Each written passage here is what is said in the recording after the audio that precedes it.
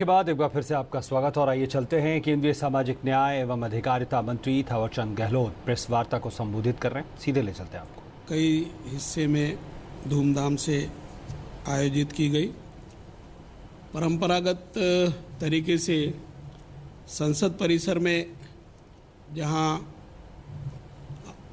अंबेडकर साहब की मूर्ति लगी है वहां, और फिर सेंट्रल हॉल में जहां उनका चित्र लगा है वहां उनको श्रद्धांजलि अर्पित की गई। और आपने देखा होगा और आपने देश और दुनिया को दिखाया भी है कि अनेक स्थानों पर उनकी जयंती धूमधाम से मनाई गई। नरेंद्र मोदी साहब देश के प्रधानमंत्री बने और मुझे सामाजिक न्याय और अधिकारिता मंत्रालय का दायित्व दिया। मेरे मंत्रालय ने मोदी साहब के नेतृत्व में इस देश में एकात्मता, समता और समरसता के वातावरण को और मजबूत करने के लिए व्यवहारिक कार्य योजनाएं बनाई है। और उन कार्य योजनाओं के माध्यम से हम सामाजिक, आर्थिक और शैक्षणिक रूप से उनका सुदृढ़ीकरण करने का प्रयास कर रहे हैं। भावनात्मक सम्मान की दृष्टि से भी हमने अनेक योजनाएं बनाई है। संयोग से पिछले साल अंबेडकर जी की 125वीं वर्षगांठ आई और नरेंद्र मोदी साहब ने उसको देश भर में धूमधाम से मनाने का निर्णय लिया। भारत सरकार के विदेश मंत्रालय ने भी इसमें सहयोग किया और हिंदुस्तान में जयंती मनाने के साथ साथ दुनिया के 186 देशों में अंबेडकर जी की 125वीं वर्षगांठ आयोजित की गई। अंबेडकर साहब के जन्मदिन 14 अप्रैल को समता दिवस के रूप में मनाने का निर्णय लिया गया। आप और हम सब जानते हैं कि 26 नवंबर 1949 को अंबेडकर जी की अध्यक्षता में संविधान को पूर्ण करके भारत की सरकार को सौंपा गया था। इस 26 नवंबर को संविधान दिवस के रूप में मनाने का निर्णय लिया और पिछले 2 वर्षों से संसद में 26 नवंबर को संविधान दिवस के रूप में मनाया गया और देश के भिन्न भिन्न स्थानों में भी इस संविधान दिवस का आयोजन किया गया। संविधान दिवस के अवसर पर बाबा साहब ने जो संविधान में प्रावधान किए, सामाजिक, आर्थिक, शैक्षणिक, राजनीतिक, धार्मिक आदि विषमताओं को दूर करने के लिए उन प्रावधानों से देश की जनता को अवगत कराने का काम किया और प्रयास किया कि उस पर लोग चलने का प्रयास किया। अंबेडकर जी से संबंधित 5 प्रमुख स्थान जैसे महू में जन्मभूमि, लंदन में शिक्षा भूमि, नागपुर में दीक्षा भूमि और 26 अलीपुर रोड दिल्ली में महापरिनिर्वाण भूमि और मुंबई दादर में चैत्य भूमि, जहां उनका अंतिम संस्कार हुआ था। इन 5 प्रमुख स्थानों को पंच तीर्थ के रूप में घोषित किया और इन 5 स्थानों का विकास करने और आधुनिकीकरण करने की योजनाएं बनाई। शिक्षा भूमि लंदन को महाराष्ट्र की सरकार ने खरीदा और पिछले साल प्रधानमंत्री नरेंद्र मोदी साहब ने उसको स्मारक के रूप में घोषित किया। चैत्य भूमि जहां उनका अंतिम संस्कार हुआ था, वहां पड़ोस में इंदू मिल जो लंबे समय से बंद थी उसकी ज़मीन को अधिग्रहित किया और जो चैत्य भूमि छोटा स्थान था उसको भव्य स्वरूप देने के लिए लगभग 250 करोड़ की योजना बनी। प्रधानमंत्री जी ने उस योजना का भूमि पूजन किया और वो निर्माण कार्य चल रहा है। महापरिनिर्माण भूमि 26 अलीपुर रोड को अटल जी की सरकार के टाइम, वो निजी संपत्ति थी, अटल जी की सरकार के टाइम उसको भारत सरकार ने अधिग्रहित किया और राष्ट्रीय स्मारक घोषित किया था। उस स्थान पर हमने 100 करोड़ की लागत से भव्य राष्ट्रीय स्मारक बनाने का निर्णय लिया। दीक्षा भूमि का भी आधुनिकीकरण और विस्तार करने का निर्णय लिया है। मेरे मंत्रालय के अंबेडकर प्रतिष्ठान द्वारा 9.5 करोड़ से अधिक की धनराशि स्वीकृत की है और महाराष्ट्र के मुख्यमंत्री जी ने मुझे अवगत कराया है कि वो और उसका मॉडिफिकेशन और विस्तार करने की योजना बनाने का काम कर रहे हैं। अंबेडकर जी की सोच सही दिशा में लोगों तक पहुँचे, लोग उसका अध्ययन करें, उसको अंगीकार करें, उस पर अमल करें, ताकि देश में समता और समरसता का वातावरण बने। इसलिए 15 जनपद पर हम जहां बैठे हैं उससे लगे हुए क्षेत्र में 195 करोड़ की लागत से अंबेडकर अंतर्राष्ट्रीय अध्ययन और अनुसंधान केंद्र की स्थापना हो रही है। उसका निर्माण कार्य पिछले साल 20 अप्रैल को प्रारंभ हुआ था और ये काम दिसंबर 2017 तक पूरा होकर के मैं ये कह सकता हूँ कि ये विज्ञान भवन का मिनी स्वरूप होगा और अंबेडकर जी की सोच पर यहाँ बारीकी से अध्ययन हो सकेगा और उनकी सही सोच जो आप और हम सब जानते हैं। बहुत सारे लोग अंबेडकर जी को एक वर्ग विशेष का मानते हैं।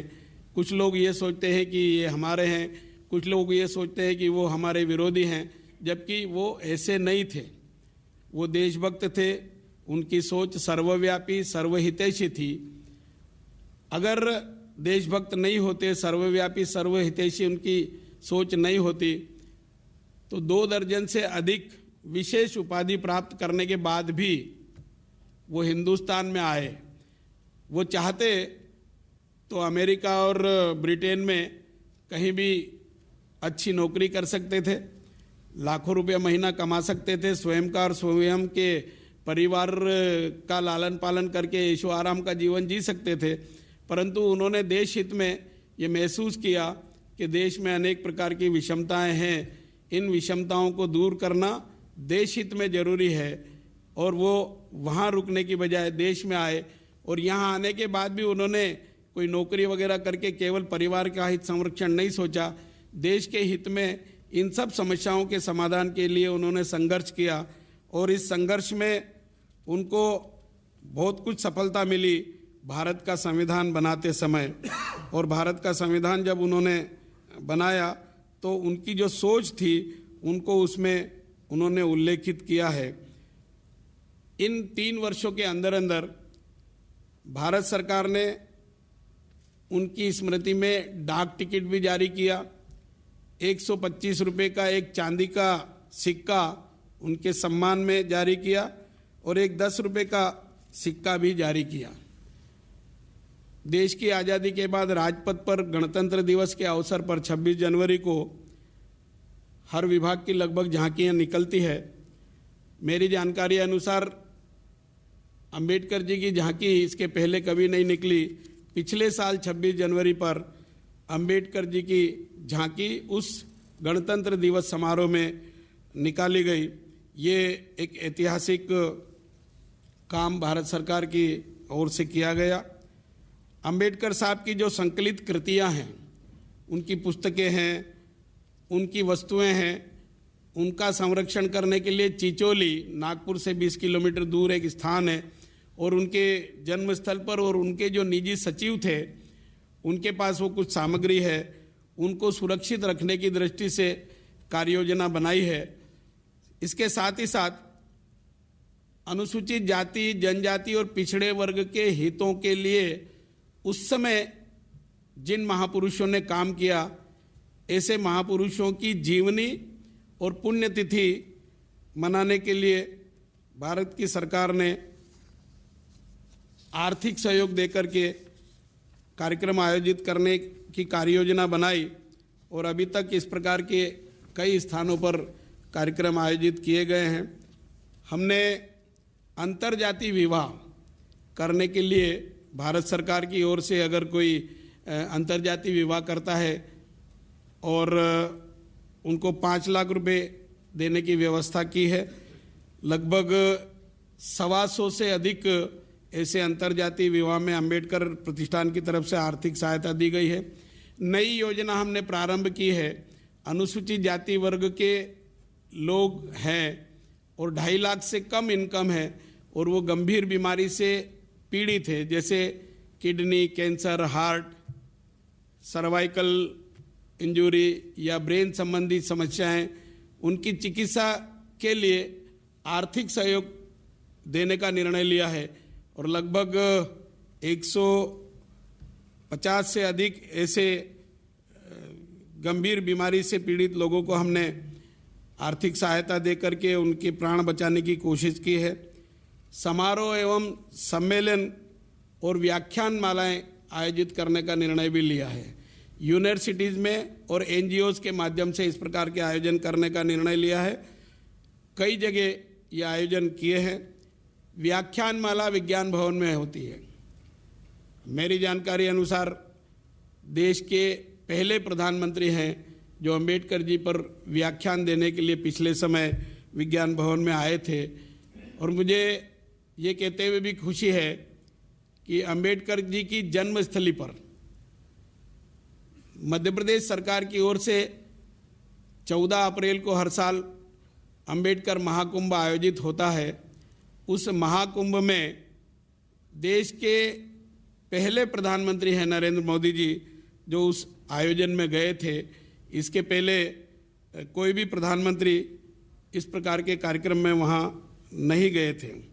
विश्वविद्यालय में हमने अंबेडकर जी की सोच पर लेख लिखने की दृष्टि से चेयरशिप देने का काम किया है। 21 विश्वविद्यालयों में 10 पहले से थे, 11 हमने अभी दिए हैं। फिर नरेंद्र मोदी साहब ने अंबेडकर जी की जो रुपए की समस्या और समाधान, इस विषय के बारे में जब अंबेडकर जी ने कहा था कि शुचिता और ईमानदारी से लेन देन का व्यवहार किया जाना चाहिए, तो भीम ऐप का भी एक निर्णय लिया है और उसके माध्यम से ये जो डिजिटल पेमेंट पद्धति है उसके माध्यम से करने का काम आज हुआ है। कल नागपुर में इसी संबंध में उन्होंने विस्तार से बताया है। हमने जो घुमंतु जातियां हैं, अभी तक उनके आइडेंटिफिकेशन के लिए कोई व्यवस्था नहीं थी। हमने एक आयोग बनाया है। वो आयोग घुमंतु जातियों का आइडेंटिफिकेशन और उनसे संबंधित समस्याओं और समाधान का उपाय खोजने का काम कर रहा है। मैं सोचता हूं कि उन्होंने जो एक अंतरिम प्रतिवेदन दिया है उसके आधार पर हमने घुमंतु जाति के छात्र छात्राओं को छात्रवृत्ति देना चालू किया है और पढ़ने लिखने की दृष्टि से अगर वो विदेश भी जाएंगे तो pre matric, post matric, overseas और डिग्री हासिल करने के लिए फेलोशिप योजना के अंतर्गत हम उनको भी अनुसूचित जाति और जनजाति और पिछड़े वर्ग के छात्र छात्राओं की भांति ये सुविधाएं दे रहे हैं। हमने छात्रवृत्ति सही छात्र छात्राओं को मिले, लीकेजेस नहीं हो, फर्जीवाड़ा समाप्त हो, इस दृष्टिकोण को ध्यान में रख कर के डायरेक्ट बेनिफिट ट्रांसफ़र स्कीम लागू की है। उसको आधार से जोड़ने का भी प्रयास किया है और उसका परिणाम ये सामने आया है कि अब कई छात्र जो कई जगह से छात्रवृत्ति लेते थे वो वास्तव में एक जगह से लेने लगे हैं। उद्यमिता के क्षेत्र में भी हमने कौशल विकास प्रशिक्षण देने का निर्णय लिया और अभी तक लगभग 1.5 लाख लोगों को प्रशिक्षण दिया है और उसमें से 46,000 से ज़्यादा को हमने 4% वार्षिक ब्याज की दर से ऋण सुविधा भी उपलब्ध कराई है। हमारे यहाँ सफाई कर्मचारी वित्त विकास निगम है, अनुसूचित जाति वित्त विकास निगम है, पिछड़ा वर्ग वित्त विकास निगम है और दिव्यांग वर्ग वित्त विकास निगम है। हाथ से मेला ढोने वाली प्रथा को जड़ मूल से समाप्त करने का विशेष अभियान चलाया। हम 40,000 एक मुश्त धनराशि ऐसे लोग जो हाथ से मेला ढोने वाली प्रथा के अंतर्गत सफाई काम में लगे थे उनको उससे मुक्त कराने की योजना है। अभी तक 12,500 से ज़्यादा लोगों को मुक्त कराने का काम किया है और विशेष एक अभियान हमने चलाया था। सफाई कर्मचारी परिवार से संबंधित बहनों को commercial driving licence, motor mechanical की ट्रेनिंग और जूडो कराटे की ट्रेनिंग दी। 7-7 महीने के 2 चरण में 250 बहनों को दिया और ट्रेनिंग के दौरान उनको 3,000 रुपये महीना मानदेय भी दिया और उसमें से लगभग 125 से ज़्यादा को हमने नौकरी दिलाने का भी प्रयास किया है। कुछ अपने व्हीकल लेकर के काम धंधा करने लगे हैं। कुल मिलाकर के उनको उस धंधे से मुक्त करा करके मुख्य धारा में लाने का प्रयास किया है। ऐसे ही सामान्य वर्ग जो अनुसूचित जाति में और इसमें है उनको भी ये सारी सुविधाएं देने का हमने प्रयास किया है और उसमें अच्छी सफलता भी मिली है। अनुसूचित जाति क्षेत्र में उनके व्यक्तिगत विकास के लिए और उनकी आबादी मोहल्ले के विकास के लिए जो अनुसूचित जाति उपयोजना है उस योजना में एक प्रावधान है कि 16.2% धनराशि उनके विकास के लिए देना चाहिए। अभी तक यह आंकड़ा पूरा नहीं होता था, परंतु नरेंद्र मोदी साहब की सरकार बनने के बाद लगभग 12% से ऊपर 13.5 तक हम ये धनराशि देते थे। पर इस वर्ष हमने जो धनराशि आवंटित की है इस मद में वो 20.2% से अधिक है। ये ऐतिहासिक काम इस बार भारत सरकार की ओर से किया गया है। इसके साथ ही साथ प्रधानमंत्री आदर्श ग्राम योजना और सांसद आदर्श ग्राम योजना, अब ये प्रधानमंत्री आदर्श ग्राम योजना में हमने लगभग 11 राज्यों में जो अनुसूचित जाति बाहुल्य है उन राज्यों में प्रत्येक में 250 या 200 या 100 उनकी पॉपुलेशन के हिसाब से गांव का चयन किया और उन गांव में जहां 50% से अधिक आबादी अनुसूचित जाति वर्ग के है, भारत सरकार की ओर से 20 लाख रुपए प्रति गांव उपलब्ध कराने का काम किया और उनको आदर्श गांव बनाने की दिशा में प्रयास किया है। राज्य सरकार से भी अपेक्षा की है कि वो भी उसमें कुछ धनराशि मिलाए। कई राज्यों ने इस दिशा में विशेष सहयोग देने का काम किया है। स्वच्छ भारत मिशन के अंतर्गत देश में जो गंदी लेटरिन थी उनकी जगह फ्लश लेटरिन बनाने का काम प्रारंभ किया है और स्वच्छता अभियान में आप देख रहे हैं सारे देश में प्रधानमंत्री जी स्वयं स्वच्छता अभियान का नेतृत्व करते हैं। पेयजल की सुविधा की दृष्टि से भी ग्रामीण क्षेत्रों में काफ़ी सुधार करने का प्रयास हुआ है। शैक्षणिक ऋणों पर हम सब्सिडी भी देते हैं। ये योजना पहले नहीं थी। पिछड़े वर्ग के छात्र छात्राओं को स्कॉलरशिप देने का निर्णय भी अभी हमने लिया है, ये पहले नहीं होता था। इसके साथ ही साथ सूक्ष्म और लघु उद्योग में उद्यमिता की दृष्टि से पूंजी निवेश करने के लिए वेंचर कैपिटल फंड योजना और ऋण गारंटी उद्यमिता ऋण गारंटी योजना भी लागू की है और इस योजना के माध्यम से हमने 400 करोड़ रुपए का जो प्रावधान किया था उनको लाभान्वित करने का काम किया है। इस बार प्रधानमंत्री जी ने विशेष प्रयास किया है कि देश भर में 125 बैंक शाखाएं हैं। 1,25,000 हाँ 1,25,000 बैंक शाखाएं हैं। प्रत्येक बैंक शाखा से कम 2 अनुसूचित जाति जनजाति के लोगों को ऋण देना ही है। रूटीन में जो देते हैं उसके अतिरिक्त और उसमें एक महिला अनिवार्य होगी। इस ढंग से हमने इनको ये सुविधा उपलब्ध कराने का काम किया। उद्यमिता के क्षेत्र में डिक्की का सहयोग भी हम ले रहे हैं। दलित इंडियन चैम्बर ऑफ कॉमर्स का सहयोग ले रहे हैं और इसमें काफ़ी हमको सफलता भी मिल रही है।